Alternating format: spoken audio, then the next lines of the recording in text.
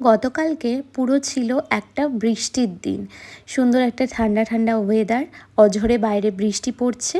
আর এই মুহূর্তে ব্রেকফাস্ট বানানো কমপ্লিট, কিন্তু খাওয়া এখনও হয়নি। ভাবলাম স্নানটা সেরে নিই। যতই বাসি জামা কাপড় ছেড়ে কাজবাজ করি না কেন, স্নানটা না সারলে মনের একটা শান্তি হয় না। একদম ফ্রেশভাবে তারপর রান্নাঘরে ঢুকবো। আর তারপরে আমার হাজব্যান্ড বলল যে প্রচণ্ড খিদে পেয়ে গেছে, তাও একসাথেই ভাবলাম ব্রেকফাস্টটা সেরে নিই। কারণ খুব কম দিন হয় আমার হাজব্যান্ডের সাথে একসাথে বসে ব্রেকফাস্ট করা। আর ও তো চা খাই না, তাই সকালবেলা একাই চা খেতে হয়। আর এদিকেও একটু দেরি করেই আজকে কাজে বেরিয়েছিল, তো ব্রেকফাস্টটা খেয়ে আসার পর নিচে চলে এলাম।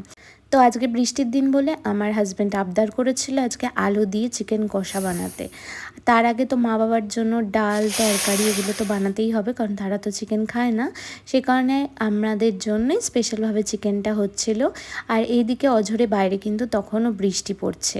আর আমার যাকে বললাম একটু বড়ির টক বানাতে, এটা কিন্তু খাওয়ার পাতে দারুণ লাগে শেষ পাতে খেতে। আর এদিকে গপু আসার টাইমে প্রত্যেক দিন বৃষ্টি হবেই এরকম অঝোরে। আজকের দিনটা একটু অন্যভাবেই কাটাতে চাইছি আমরা, কারণ একসাথে সবাই মিলে খেতে বসার একটা মজাটাই আলাদা। পরিবারের সবাই যখন একসাথে ভালো মন্দ রান্নাবান্না হয় বা ভালো মন্দ খাওয়া দাওয়া হয়, সেই গল্প করতে করতে খাওয়ার মজাটা কিন্তু ভীষণ ভালো লাগে। তো সেই জন্য ভাবলাম ওরা যতই লেট করে কাজ থেকে ফিরুক না কেন, আজকে একসাথেই খেতে বসবো। সেই মতেই কিন্তু একসাথেই খেতে বসেছিলাম। আজকের ব্লগটা থাকছে এই